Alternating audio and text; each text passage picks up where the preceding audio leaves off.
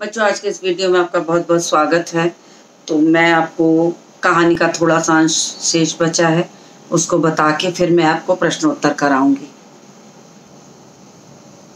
तो कहानी में थोड़ा सा अंश जो बचा है वो इस प्रकार है कि वह अपने भरे पूरे घर की तरह अपने स्कूल में भी बिल्कुल अकेला हो गया था।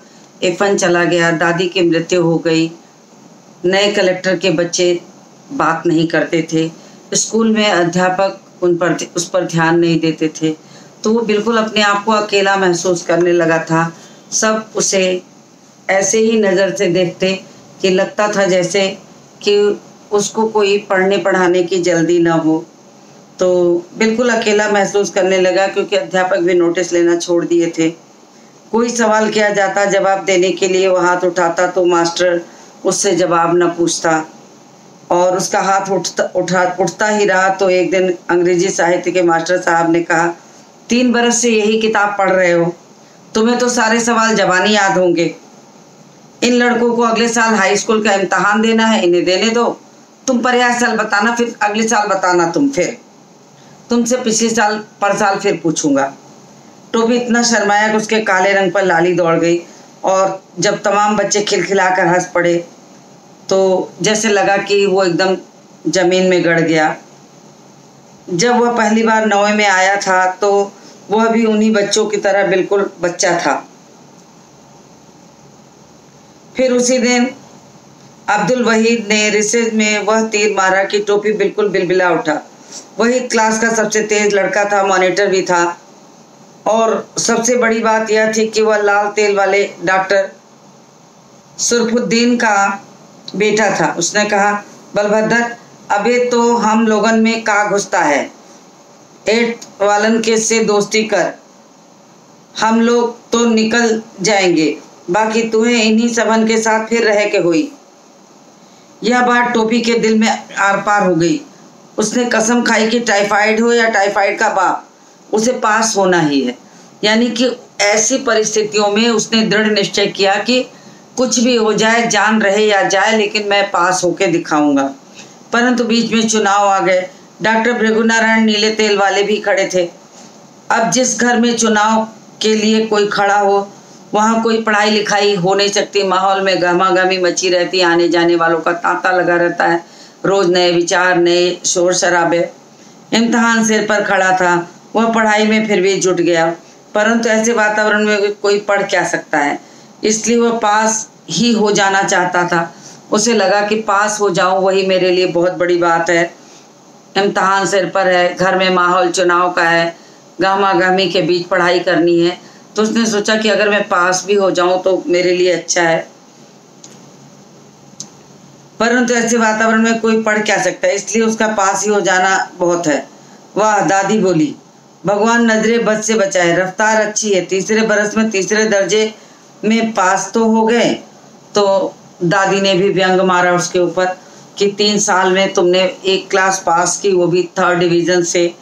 तो कहने का तात्पर्य ये है कि यदि समाज में अपनी इज्जत और सम्मान को सही ढंग से बचाना है और सही ढंग से उसको सम्मान के साथ, व्यक्ति को सम्मान के साथ जीना है, तो उसे घर में प्रेम मिलना चाहिए।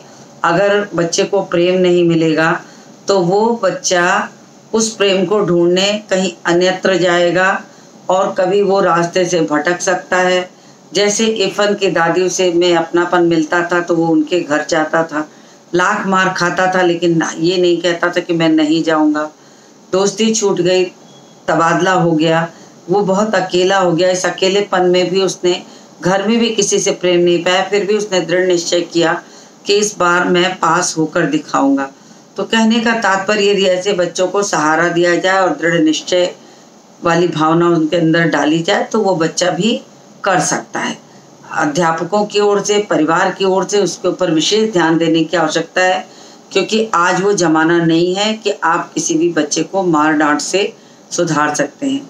उनको समझाकर, उनको उनकी स्थिति का ज्ञान दिला करके और हर तरह से उन्हें समझा करके, हाँ, आप और हम अगर चाहें तो उसे एक नए और सही रास्ते पे डाल सकते हैं।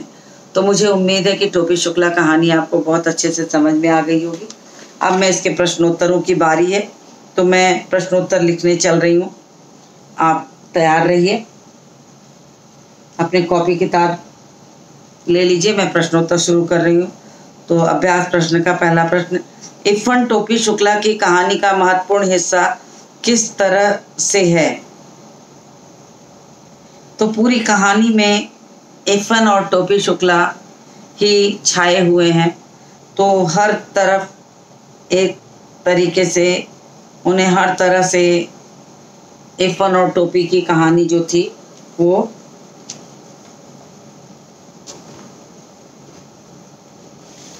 तो मैं इसका उत्तर लिखवाने चल रही हूँ। आप तैयार हो जाइए।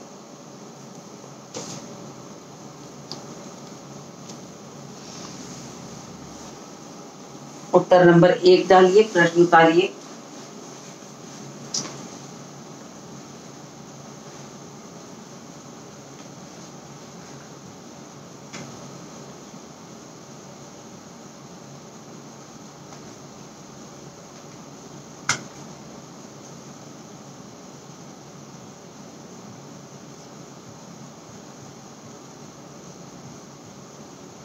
पाठ 3 टोपी शुक्ला प्रश्न उत्तर।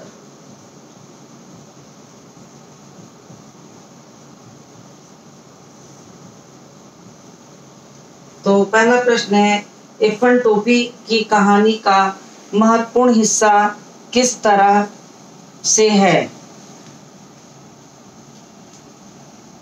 तो उत्तर नंबर 1,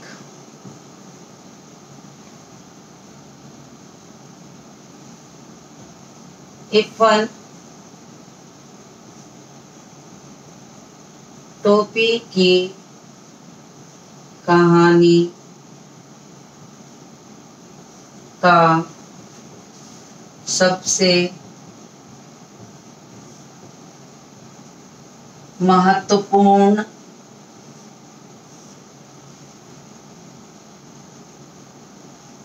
हिस्सा है, क्योंकि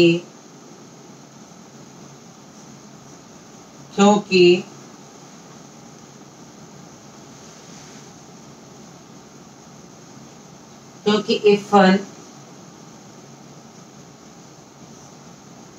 टोपी की कहानी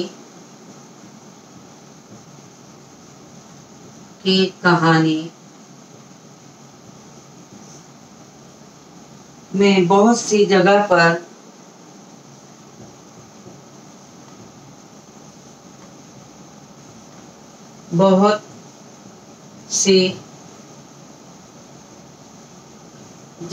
पर नजर आया है।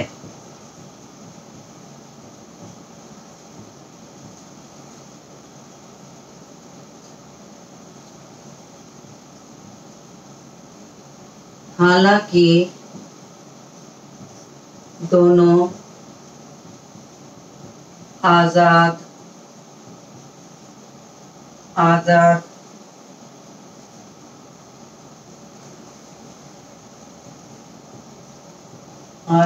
व्यक्तित्व है,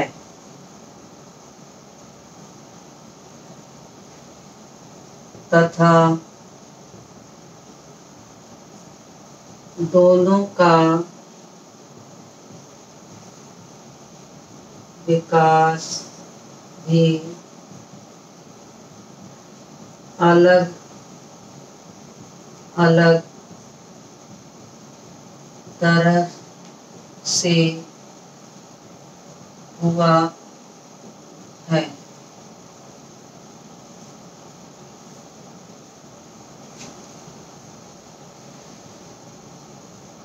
परंतु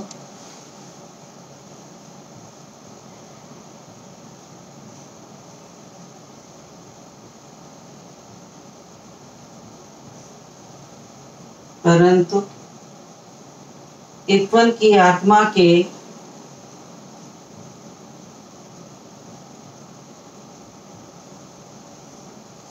परंतु इरफान की आत्मा के आंगन में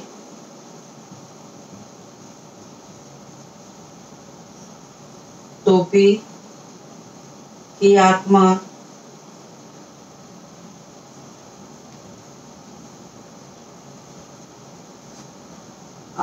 इरफान की आत्मा के आंगन में तथा टोपी की आत्मा के आंगन तथा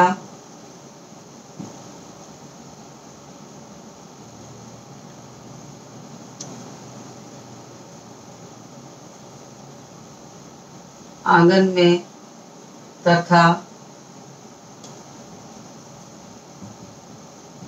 टोपी की आत्मा के आंगन में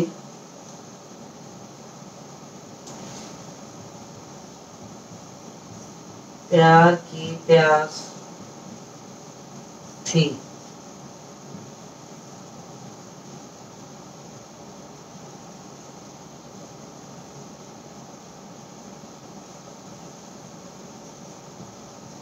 इरफान तो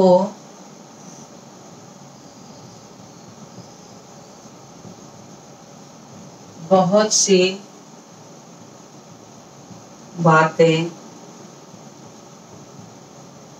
अपनी दादी से बताकर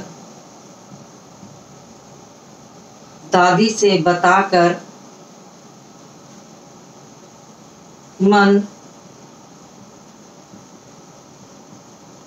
हल्का कर लेता था। परंतु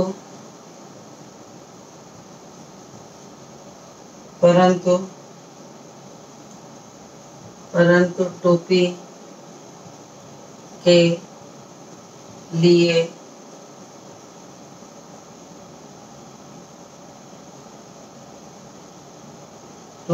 लिए भी इरफान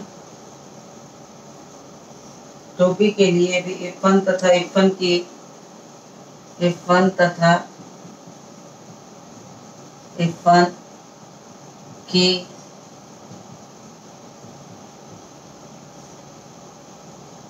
प्यारी दादी के बिना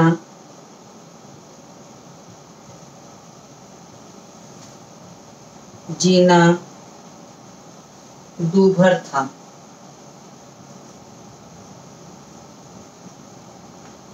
इसलिए लेखक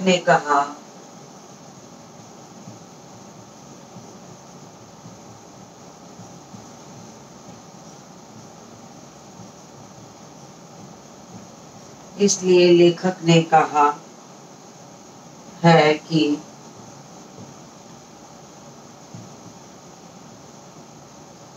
नाम की तरह ही इरफान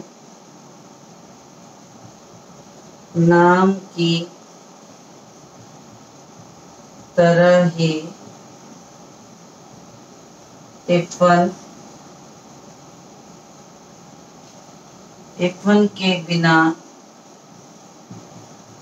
टोपी और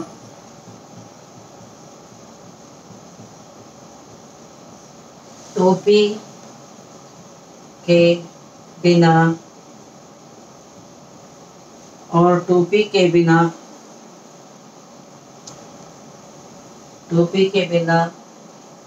न कि अधूरे हैं बल्कि बेमानी है।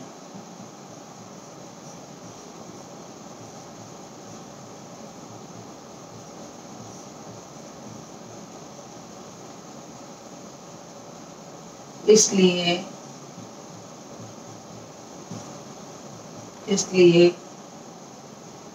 इरफान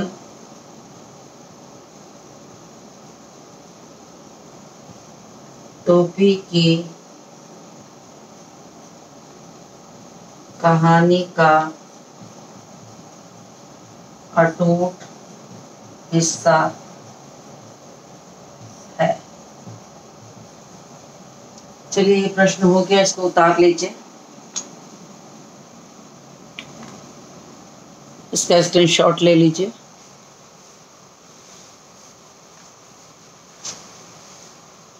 अब मैं स्क्रीनशॉट आप ले लीजिए, मैं बिल्कुल किनारे हूं।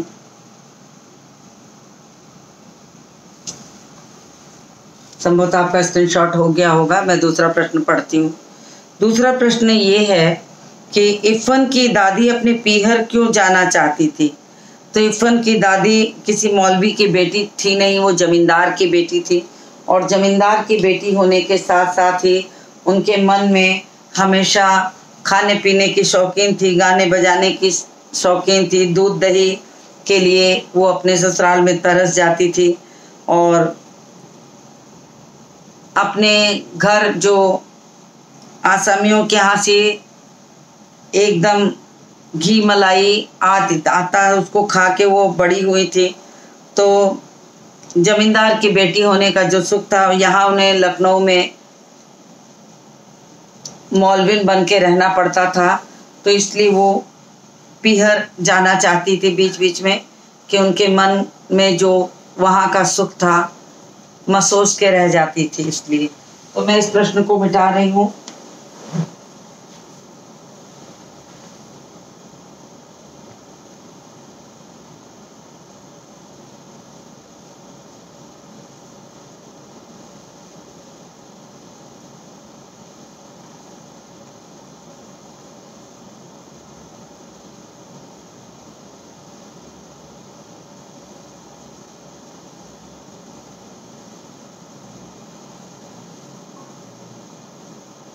तो मैं शुरू करती हूँ। इरफान की दादी अपने पीहर क्यों जाना चाहती थी। उत्तर नंबर 2 डालिए, प्रश्न उतारिए अपनी पुस्तक से। इरफान की दादी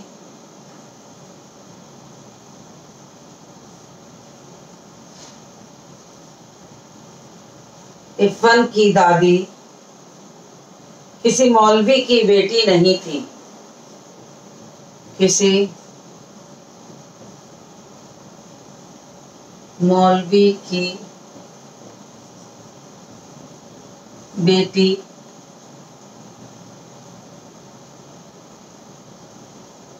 नहीं थी, बल्कि एक जमींदार की बेटी थी। बल्कि एक जमींदार की बेटी थी। वह पीहर से दूध दही खाकर आई थी। वह पीहर मतलब अपना मायका, पीहर से दूध दही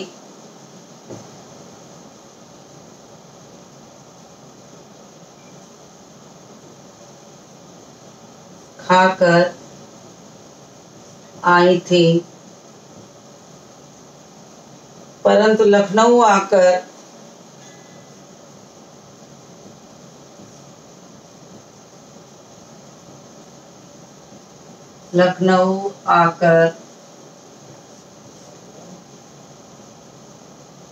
वह दूध दही के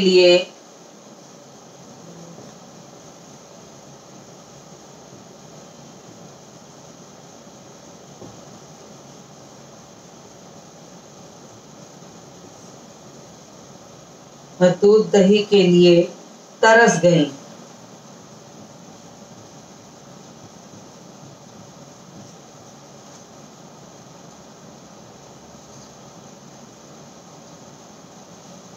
उन्हें अच्छे दूध दही के लिए बेचैनी हो जाती थी।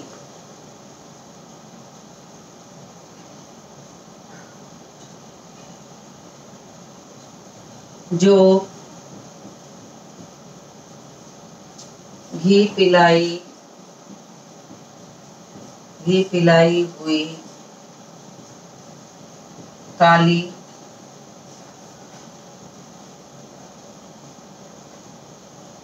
जो घी पिलाई हुई काली हांडियों में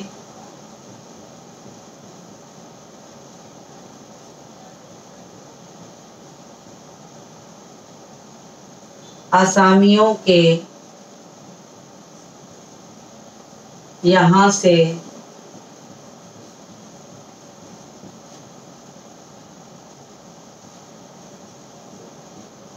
आती थी।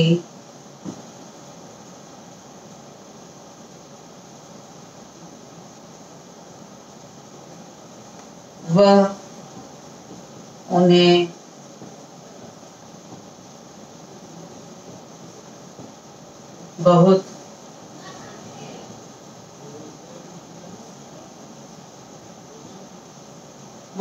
बहुत पसंद थी।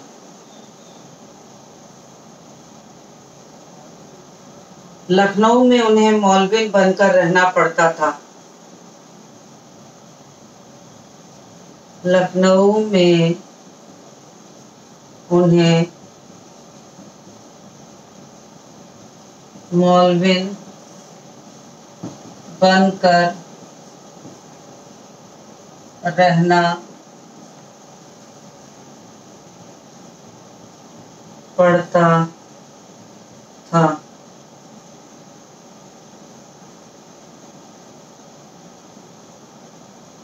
वे गाने बजाने की भी शौकीन थी, परंतु उनके ससुराल में इसकी मनाही थी।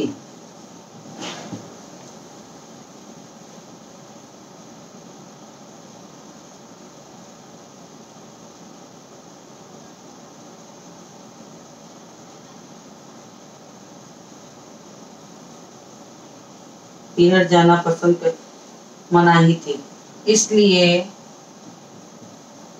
इसलिए वे पीहर जाना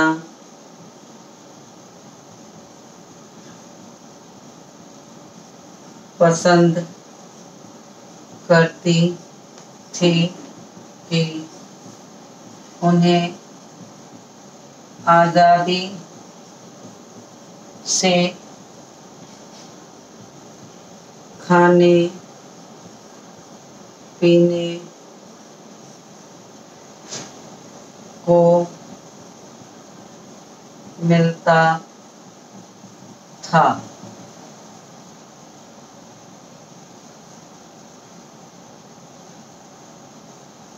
उनकी बोली की मिठास को भी उनकी ससुराल में कोई नहीं समझ पाया। चलिए, प्रश्न हो गया, इसको भी आप स्क्रीनशॉट ले लीजिए।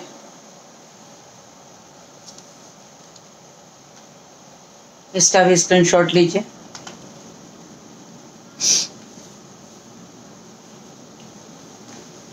तो आपने स्क्रीनशॉट ले लिया होगा। मैं तीसरा प्रश्न पढ़ती हूँ। दादी अपने बेटे की शादी में गाने बजाने की इच्छा पूरी क्यों नहीं कर पाई? तो फिर वही प्रश्न आ गया कि दादी मौलवी परिवार से थी और ससुराल से वो मौलवी परिवार में उनका विवाह हुआ था, बहुत छोटी उम्र में ही आ गई थी, तो उन्हें बिल्कुल इन सब चीज़ों की मनाही थी। आप स्क्रीनशॉट ले लीजिए, मैं इसको मिटा दूँ। हो गया होगा आपका स्क्रीनशॉट।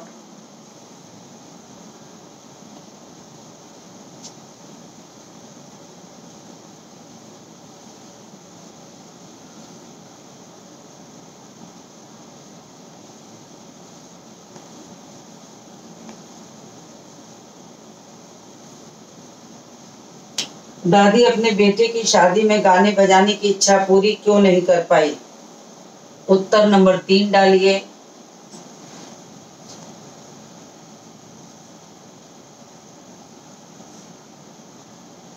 दादी की शादी एक मौलवी परिवार में हुई थी, बल्कि परिवार में हुई थी। मायके से तो वे जमींदार की बेटी थी।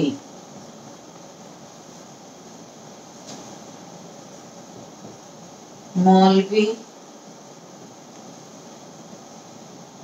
परिवार में गाना बजाना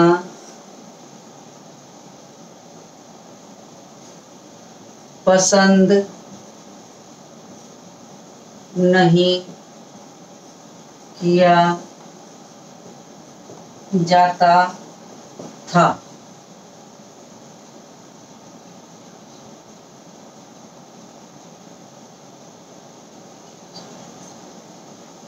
उनके बेटे की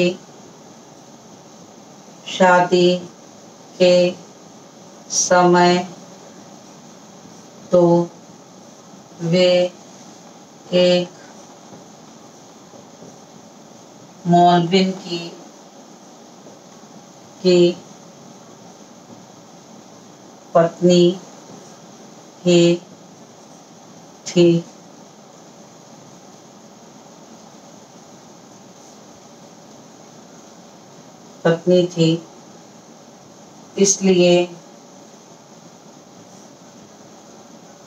इसलिए दिल महसूस कर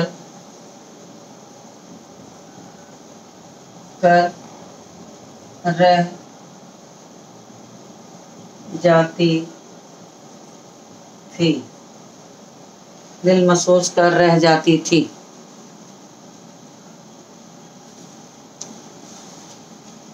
परंतु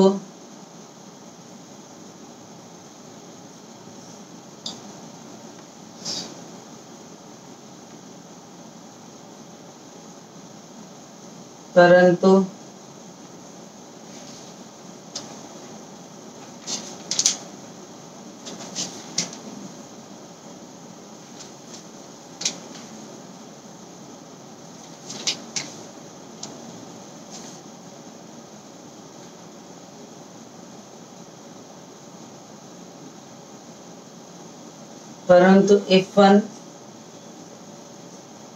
की छठी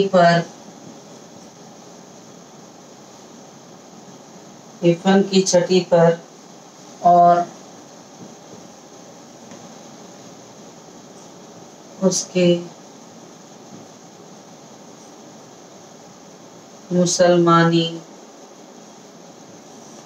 पर उन्होंने जी भर कर अपना शौक पूरा किया। तो मौलवी परिवार में गाने बजाने की बिल्कुल मनाही होती है, वहाँ लोग गाना बजाना पसंद नहीं करते हैं। तो इस तरह से देखा जाए तो इरफान की जो दादी थी वो शौकीन थी गाने बजाने की, मगर मौलवी साहब के रहते वो इस चीज़ को नहीं कर सकती थी। तो प्रश्न का उत्तर आप स्क्रीनशॉट ले लीजिए, पूरा हो गया है। आगे के प्रश्नों को मैं इसके बाद के वीडियो में लिखाऊंगी। तो उम्मीद है कि आपको पाठ पसंद आया होगा और 3 प्रश्न हो चुके हैं। तीनों प्रश्न आप अपनी कक्षा कार्य की कॉपी पर करिए। आगे के वीडियो में इसके बाकी प्रश्नों को कराऊंगी। तो इसी के साथ इस वीडियो को समाप्त करती हूँ और मिलती हूँ आपसे अगले वीडियो में।